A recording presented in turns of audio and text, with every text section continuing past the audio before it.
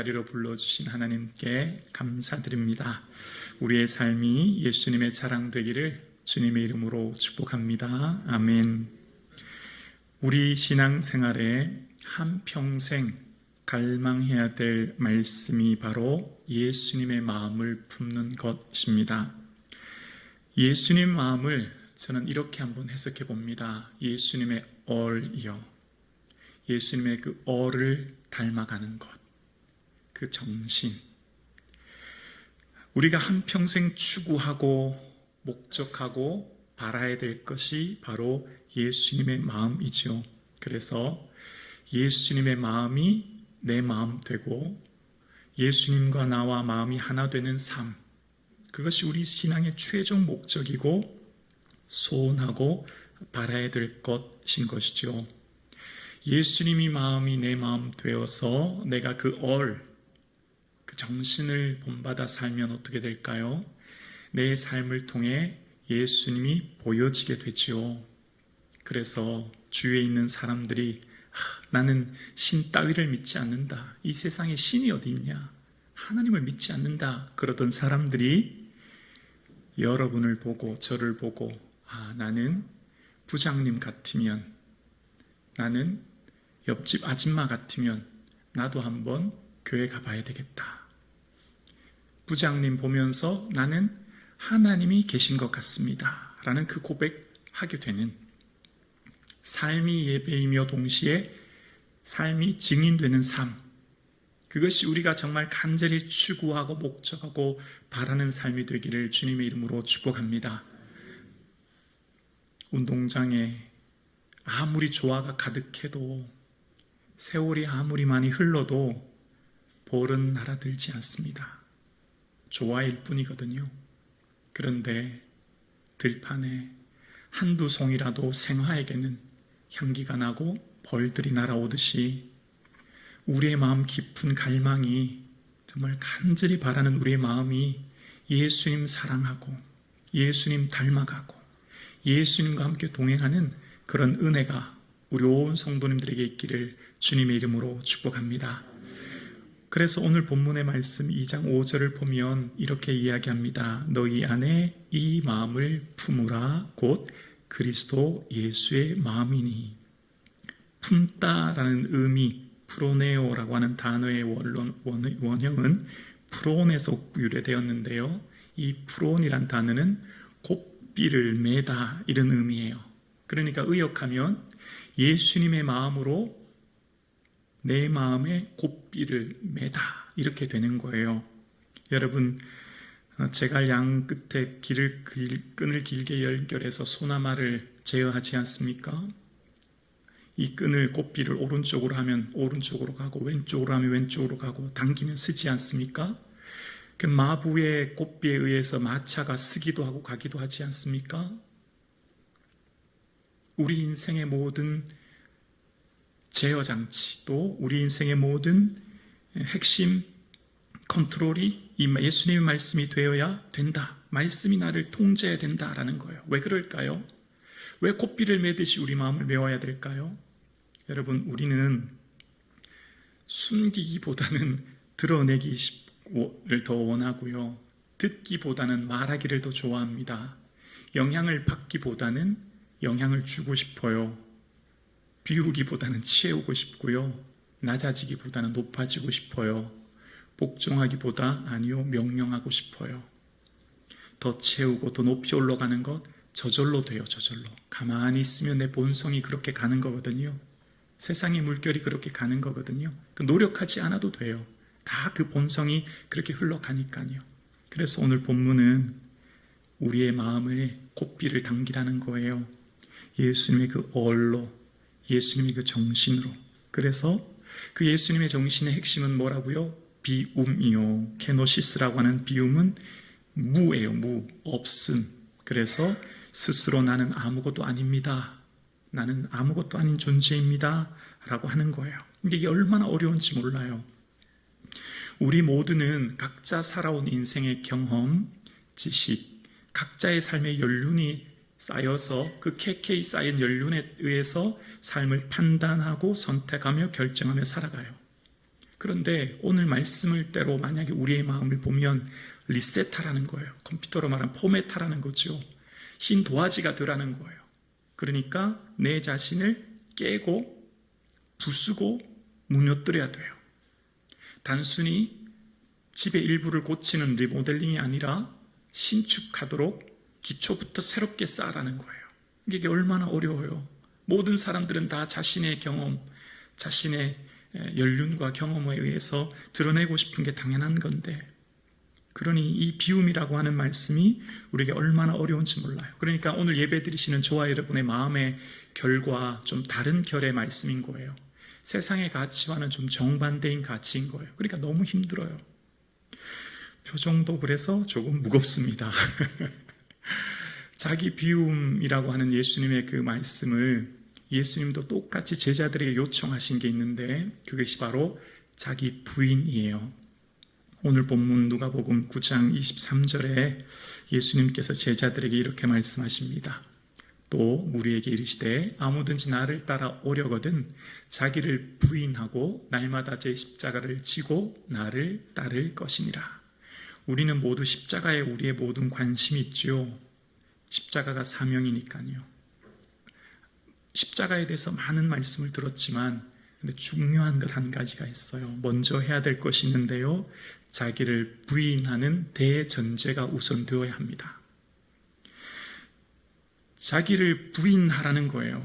예수님께서 지금 제자들에게 얘들아, 나 그냥 믿기만 하면 돼. 기도만 열심히 해. 그냥 열심히 따라와만 와라. 편하게 믿으면 돼. 그렇게 말씀하지 않으셨어요. 지금 이 상황, 예수님 당시 상황은 어떤 상황인데요? 로마의 압제로 많은 세금이 강탈당하고 삶이 핍절한 이들에게 예수님은 좀 그들 제자들 무리들 마음 편하게 해주시면 좋잖아요. 걱정하지 마라, 믿기만 해라, 나만 따라와 이러면 될 텐데 나를 따라오려면 자기 부인해야 돼. 이 말씀 들었을 때 제자들 무리들 마음이 얼마나 무거웠을까요? 그리고 제자들은 예수님 좀 너무하신다 이런 생각이 들었을 거예요. 왜냐하면 제자들은 이미 배와 그물을 버려두고 따랐거든요. 생업과 가족을 버린 거예요. 이거보다 더 큰 것이 어디 있습니까? 모든 건 내려놨잖아요. 근데 여기서 뭘 더 요구하실까? 그런 의문이 들어요. 왜 예수님께서는 이미 모든 걸 다 내려놓고 포기하고 온 제자들에게, 무리들에게 자기를 부인하라고 하는 이런 부담스러운 말씀을 하셨을까요? 핵심은 동기를 변화시키라는 거예요. 동기를. 예수님 따르는 동기를 변화시키라는 거예요. 제자들이 왜 배와 금은 버렸죠? 제자들 마음속에는 늘 누가 더 크냐? 누가 예수님 오른쪽에 앉을 것인가? 누가 예수님 왼쪽에 앉을 것인가? 동기가 뭐예요? 나예요. 더 큰 자리, 더 큰 영광, 더 큰 이 땅의 영광을 쫓고자 하는 게 제자들의 핵심 동기였어요. 예수님은 그래서 수단일 뿐이에요. 떡을 먹고 배부를 뿐이에요. 핵심 동기는 나예요. 그래서 제자들의 인생의 우주의 중심은 나예요. 나 중심으로.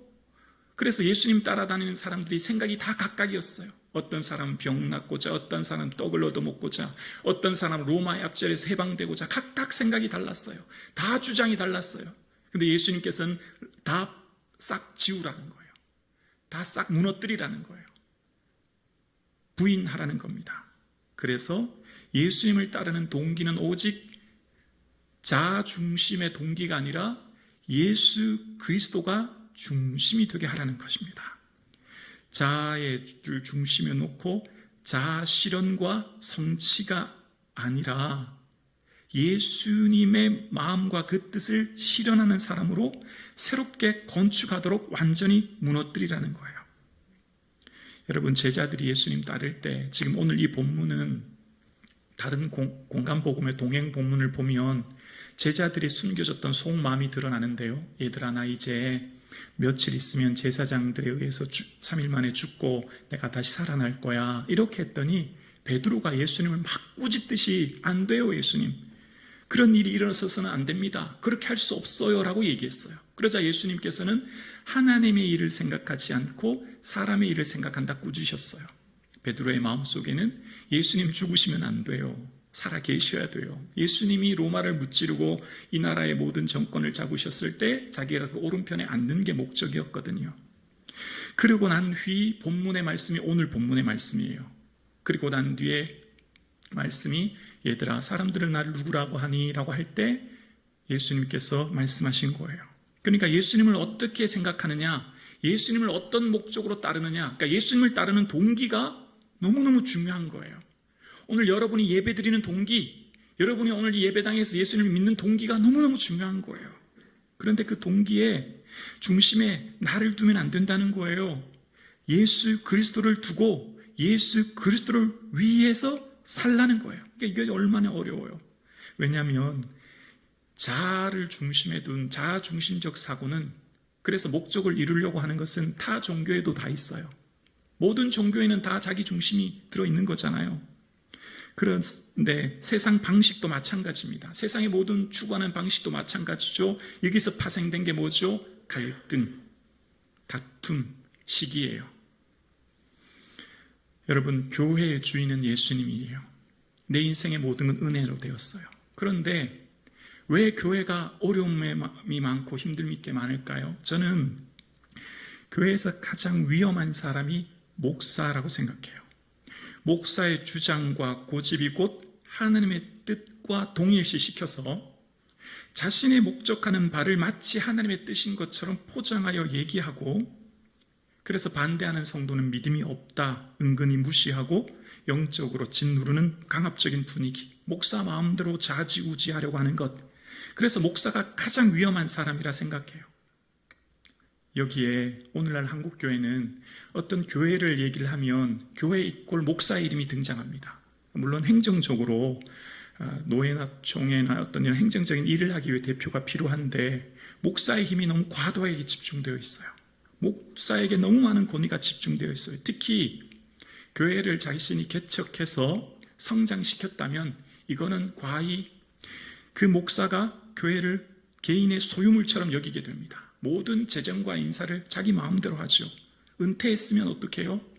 물러나야죠. 주님의 것인데, 주님의 교회인데. 그런데 은퇴하고도 물러나지 않아요. 모든 것을 좌지우지하죠. 심지어 자기 아들을 그 자리에 앉힙니다. 왜 그럴까요? 자기를 부인하지 않은 십자가를 졌기 때문이에요. 한국교회는 십자가는 강조해요. 사명은 강조해요. 그래서 사명이 크면 성공했다, 크게 쓰임받은 종이다. 아니요. 자기 부인이 더 중요해요. 자기 부인 없이 큰 사명, 물거품처럼 사라질 거예요. 오늘 예수님께서 제자들에게 말씀하신 첫 번째는 자기 부인하라는 거예요. 안타깝게도 또 교회에 담임 목사가 제일 중요하지만, 위험하지만 또 교회의 항종 직분자분들도 참 중요해요. 점점 목회자들이 목회를 안 하려고 합니다. 얼마 전 저도 친구를 만났는데 너무 상처를 많이 받아서 이제 목회를 그만두려고 한대요. 그냥 택배하겠대요, 택배. 온 가족이 다 상처받아서. 선배 목사님을 만났는데, 죄송해요, 선배 목사님의 집이 사택이 교회에 있었는데 교회에서 수도와 전기를 끊었대요. 그래서 아들이 꿈이 목사였는데 그 목사님 교회조차 안 간대요. 왜 교회에서 이런 일이 일어날까요? 들으니까 마음이 너무 힘드시죠? 왜 교회에서 다 하나님의 뜻이요, 하나님의 기쁨 되기 위해 열심히 헌신하고 봉사하는데 이런 일이 있을까요? 열심만 강조했기 때문이에요. 열심히. 아니요, 열심보다 더 중요한 게 있어요. 그 기초가 더 중요해요. 기초가. 출발점이 더 중요해요. 자기를 부인하지 않고 자기를 비우지 않은 채 그냥 열심히 하다 보니 자신의 주장이 하나님의 뜻인 것처럼 굽히지 않아서인 거죠. 오늘 본문 누가복음 9장 23절 말씀을 다시 한번 볼게요. 또 무리에게 이르시되 아무든지 나를 따라 오려거든 자기를 부인하고, 여기 부인하다라고 하는 헬라어 원어는 아르네오마이라는 뜻인데요. 이 원어의 뜻은 거절하다, 거부하다라는 뜻이에요. 자막 한번 보여주실래요? 이 아르네오마이라고 하는 부인하다고 하는 거절이 다른 곳에서도 쓰인 것이 있어요. 이 똑같은 단어가 어디에 쓰였냐면 히브리서 11장 24절에 모세에게도 쓰였어요. 히브리서 11장 24절에 보면 믿음으로 모세는 장성하여 바로의 공주의 아들이라 칭한받기를 거절하고 라고 했죠. 이 거절이라는 단어가 조금 전에 예수님 말씀하셨던 부인이라는 단어와 같은 헬라어 아르네오마이라는 단어를 쓴 거예요. 우리가 볼 때는 부인과 거절이 다른 단어였지만 원어상 같다는 거죠. 원어는 뭐라고요? 거절이에요. 거부예요. 자기 자신을 거부하라는 거예요. 세상의 가치를 거부하라는 거예요. 람세스 2세 파라오의 절대 권력, 바로의 공주의 아들이라고 하는 절대적인 왕족으로서의 고난, 자아 실현 다 거부하라는 거예요. 그래서 모세는 사도행전 7장의 스데반의 설교를 보면 40이 되매 그 형제 이스라엘 자손들을 돌볼 생각이 났다라고 이야기합니다.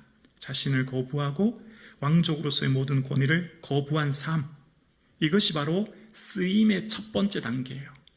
모세가 주님께 쓰임받는 첫 번째 스텝이 바로 거절이에요. 거절해야 그 다음 하나님께 쓰임받는 거예요. 예수님도 마찬가지셨죠. 예수님께서 공생애를 시작하기 전 하신 게 있죠. 광야에서 40일간 금식하시고 마귀에게 시험 받으실 때 마귀가 말하죠. 사단이 말합니다. 만일 하나님의 아들이거든. 계속 반복해요. 증명해 보라는 거예요. 정말 하나님 아들 맞냐고, 돌이 떡덩이 되게 하고 성전 꼭대기에서 뛰어내리라고 하고 엎드려 경배하라고 합니다. 진짜 맞냐는 거죠. 진짜 하나님의 아들 맞냐고 얘기할 때 거절해요. 거부해요. 비워요. 아니라고 자기 자신을 거절함으로부터 그 공생의 이후 예수님 이 광야의 시험 이후 공생애가 본격적으로 시작된 거예요. 그래서 우리의 삶은 얼마나 큰 사명을 붙드느냐 보다, 얼마나 큰 일을 하느냐 보다, 얼마나 열심히 하느냐 보다 자기 부인이 첫 번째예요.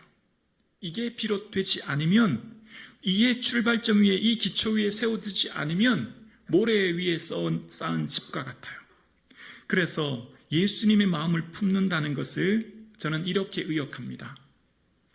예수님의 마음으로 소원이 바뀌는 것.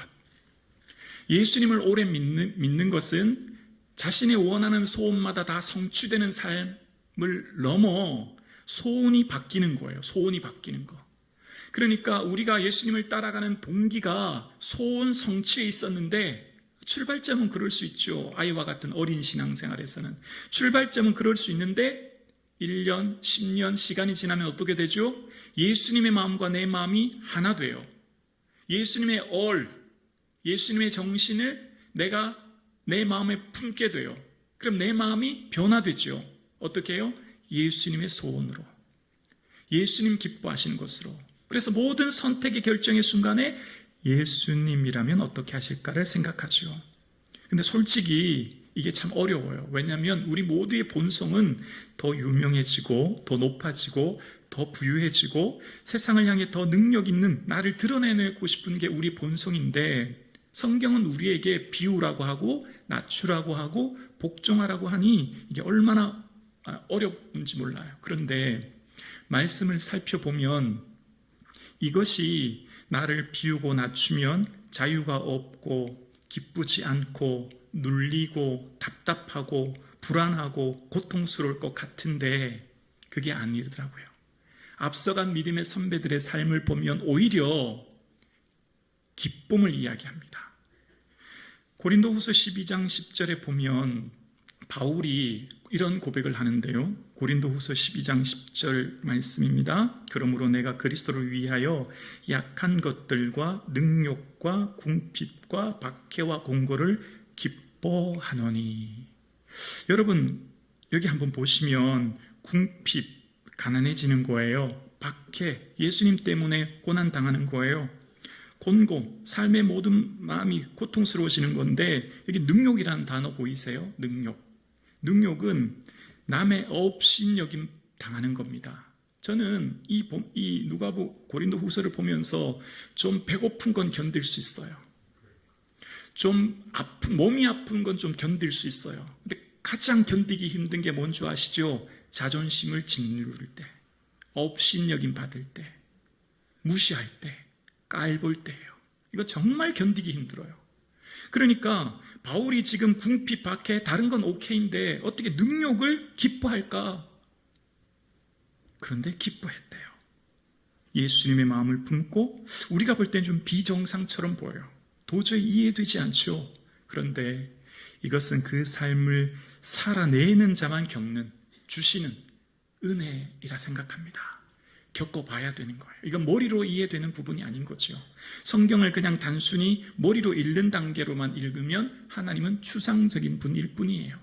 나의 삶의 현재 실제적인 현실과 전혀 동떨어진 하나님이지만 말씀을 실제 순종의 발을 내디딜 때, 마음속의 파도처럼 밀려오는 세미한 음성에 순종할 때, 그 순종에 내 삶을 반응할 때, 그럴 때 비로소 바로 이것이구나. 믿음의 선배들이 기뻐했다는 게 바로 이런 것이구나. 우리도 경험하게 될 줄로 믿습니다. 여러분, 우리가 드리는 예배와 찬양, 기도를 통해 누리는 이 은혜는 세상이 주는 은혜, 기쁨과 다르지 않습니까? 세상의 차원과는 다른 거예요. 근데 이 기쁨의 은혜가 실제 나를 온전히 비우고 순종하는 자에게 주신 은혜가 세상이 감당치 못할 큰 은혜를 주시는 것을 이야기하는 겁니다. 여러분, 교회에서 제일 위험한 사람이 누굴까요? 고집이 한 번도 꺾여보지 않은 사람이에요. 다 내 맘대로 했던 사람이에요. 그 사람이 제일 위험해요. 그러다가 그 사람의 고집을 꺾기 위해 어떤 그 사람에게 직언하면 어떻게 될까요? 감히 날 이렇게 대우해? 라고 생각해요. 여러분, 우리의 삶의 성숙이 뭐죠? 고집을 꺾는 거예요. 자신을 낮추는 거예요. 그게 성숙이에요. 미숙한 사람은 마치 어린아이가 장난감 사주지 않으면 떼굴떼굴 구르듯이 미숙한 사람의 특징이에요. 예수님을 닮아간다는 건 뭘까요? 내 고집, 내 생각도 때로는 내려놓는 것. 그게 진리가 아니라면, 그게 복음의 본질적인 것만 아니라면. 근데 사실 우리가 알고 보면 다 우리가 고집을 부리는 건 기호나 절차나 방법 아닌가요? 그래서 우리의 삶에 예수님의 삶을 닮아가는 것, 그 삶, 그러니까 비우고 낮추고 복종해서 결국은 자기를 부인하는 게 제자로서의 출발점에 선다는 거예요. 출발점. 이제 비로소 준비되었다는 거예요. 이게 이제 제자로서의 삶의 시작점이라는 거죠. 그 핵심이 뭘까요? 예수님은 어떻게 자신을 비우고 낮추고 복종하셨을까요? 부인하셨을까요? 예수님 마음에는 사랑이 있었기 때문이죠. 억지로 되는 게 아니죠. 하나님의 세상을 이처럼 사랑하셨듯이 그 마음에 사랑이 있어야만 비워지고 낮춰지고 복종하는 거죠. 사랑은 그 사랑하는 상대를 크게 보이고 그 외에는 다 작게 보이게 만들죠. 예를 들면 내가 사랑하는 상대를 향해서, 내 사랑하는 자녀들을 향해서, 예를 들어 내게 지금 주머니에 100만 원이 있다고 해볼까요? 주는 것 별로 아깝지 않아요. 무슨 손자들을 향해 1000만 원이라고 해볼까요? 별로 아깝지 않을 거예요. 그런데 반대로 교회에서 예물을 얼마를 드리라라고 하면 입장이 좀 달라질걸요. 생각이 좀 달라지죠. 사랑은 대상 외에 모든 것은 작게 보이게 만들어요. 낮출 수 있게 되는 거죠. 사랑하는 대상만이 크게 보이게 되죠. 우리가 드라마 보면 시간 1시간 금방 가요. 영화관에 가면 2시간 금방 가요. 취미생활하면 시간 금방 가는데 우리가 예배드리는 시간, 기도하는 시간은 시간이 잘 안 가요. 그래서 우리의 삶 가운데 추구해야 될 것은 이 간청 기도가 중요해요. 부르짖어 간구하는 게 중요하지만 반드시 우리가 해야 될 것이 경청 기도예요. 침묵 기도예요. 들어야 해요. 여기서 성숙이, 여기서 주님 말씀하시는 세미한 음성을 듣게 되어 변화가 일어나는 거예요. 여러분, 내가 사랑하는 사람, 내가 존중하는 사람 만나면 일방적으로 무슨 물건을 강매하듯이 내만 얘기하지 않잖아요. 공감하며 듣잖아요. 소통하잖아요. 그러니까 부르짖어 통성 기도가 1시간이면 침묵 기도도 1시간 이상이 되어야 되는 거예요. 그 균형이 맞아야 되죠. 어떤 것이 좋다라고 할 수는 없지만 이 균형이 생기지 않으면, 그러니까 우리가 경청하는 듣는 기도가 오래 머물러 있지 않으면 우리 신앙이 자라기가 굉장히 어려워요. 그래서 경청기도를 통해 끊임없이 주님이 내게 뭘 말씀하시는지, 그리고 내게 말씀하시는 작은 세미한 음성에 힘들지만 순종의 발을 내디딜 때, 그때부터 이제 내 삶이 변화가 일어나는 거죠. 오늘 함께 예배드리시는 사랑하는 성도님, 주님 내게 뭘 말씀하십니까? 주의 종이 듣겠나이다. 주님 앞에 주님을 독대하고 만나는 시간이 많아질 수 있기를 주님의 이름으로 축복합니다. 이것이 나의 신앙생활을 건강하게, 교회 공동체를 건강하게, 내 삶의 자리를 힘있게 세워나가는 겁니다. 오늘 함께 예배드리시는 사랑하는 성도님, 예수님의 마음, 그 어를 나의 마음으로 품는 우리 삶 되기를 주님의 이름으로 축복합니다.